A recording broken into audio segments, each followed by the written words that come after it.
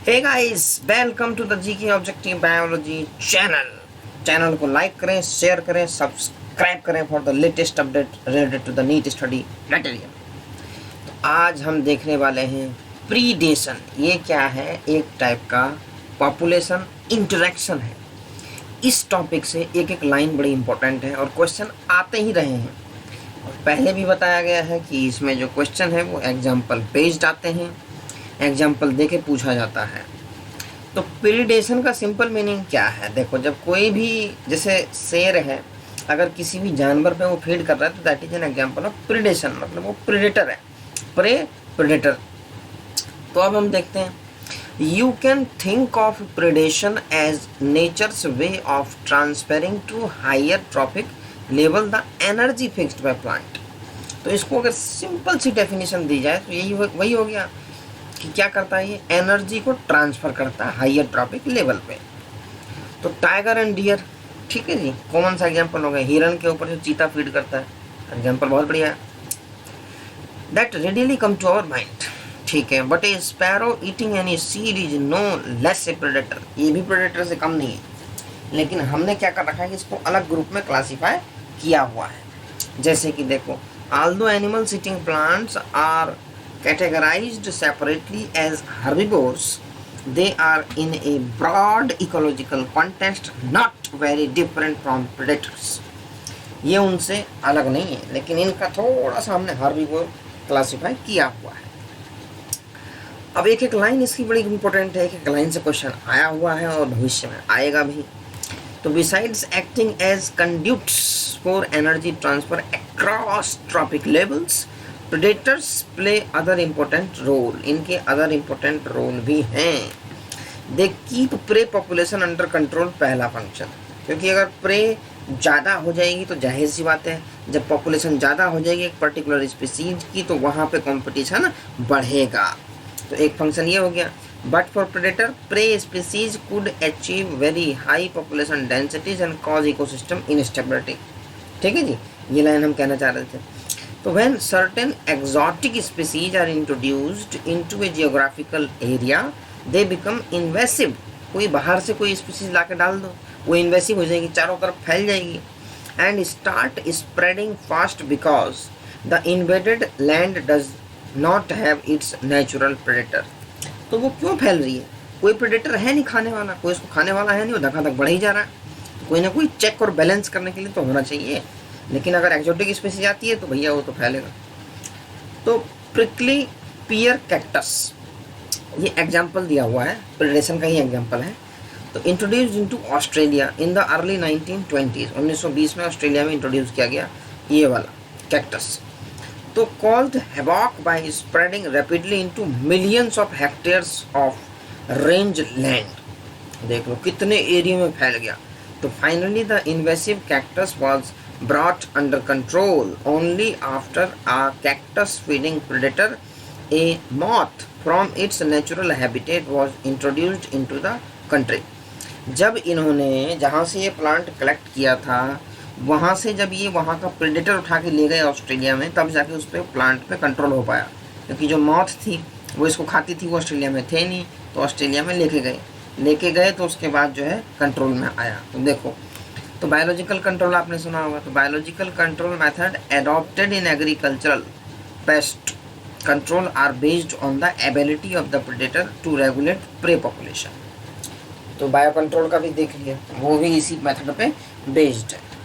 तो predator also help in maintaining species diversity in a community. कुछ भी question आ सकता है, ट्रू फॉल्स में आ सकता है। तो ये देख लो, एक ये हो गया, स्पीसीज डाइवर्सिटी को मेंटेन करेंगे by reducing the intensity of competition among competing prey species. तो जाहिर सी बात है, देखो नेचर का जहाँ अकेला बंदा रहेगा वहाँ बिल्कुल सही चलेगा। जब बंदे बढ़ने लग जाएंगे तो कंपटीशन ऑटोमेटिक बढ़ेगा। नीट के लिए देख लो, मेडिकल का देख लो, बंदे इतने ज़्यादा हैं, सीट बहुत कम है, तो कंपटीशन बहुत तगड़ा है। तो इसलिए पढ़ना बहुत ज़रूरी है। ये हो गया। In the Rocky inter tidal communities of the American Pacific coast, the starfish pisaster is an important predator। इस लाइन पे क्वेश्चन आ रखा 2020 में ही। उन्होंने ये पूछा हुआ था, starfish Pisaster is a predator that controls the population. Important predator है। तो in a field experiment when all the starfish were removed from an enclosed intertidal area more than 10 species of invertebrate become extinct. अब देख लो, predator को हटाने से 10 invertebrate की species extinct कर गई। प्रे में इतना कंपटीशन बढ़ गया कि ऑटोमेटिक खत्म हो गए विद इन अ ईयर, एक साल के अंदर, because of inter specific competition. ये ध्यान देना, यहाँ पे इंटर स्पेसिफिक है, इंट्रा स्पेसिफिक नहीं है, दो अलग अलग स्पीसीज में कंपटीशन होगा। तो if a predator is too efficient and over exploits its prey then the prey might become extinct and following it the predator will also become extinct for lack of food. बिल्कुल सही है। तो इसलिए इनके बीच में जो रिलेशन होता है वो प्रूडेंट होता है। प्रूडेंट मतलब ये इस तरीके से खाते हैं ताकि भविष्य के बारे में भी सोचते हैं कि अगर हम आज ही सारा खा जाएंगे तो कल को क्या बचेगा। तो ये प्रूडेंट वर्ड तुम्हें ध्यान रखना, मतलब फूक फूक के कदम रखते हैं कि भाई कितना खाएं कितना ना खाएं, इनमें रेगुलेशन होता है। तो some species of insects and frogs are cryptically coloured, कुछ कलर्ड होते हैं, कैमोफ्लेज्ड, ठीक है, to avoid being detected easily by the predator. तो कलर चेंज करते हैं ताकि प्रेडेटर से बच पाएँ। सम आर पॉइजनस, कुछ में पॉइजनस होते हैं, and therefore avoided by the predators. अच्छा, द मोनार्च बटरफ्लाई तुमने बहुत नाम सुना होगा, इज हाईली डिसटेस्टफुल, ठीक है, to its predator bird. Bird है इसकी जो प्रेडेटर है, because of a special chemical present in its body. अब बात आती है इसके अंदर ये स्पेशल केमिकल आता कहाँ से है। तो interestingly the butterfly acquires this chemical during its caterpillar stage by feeding on A poisonous Beed.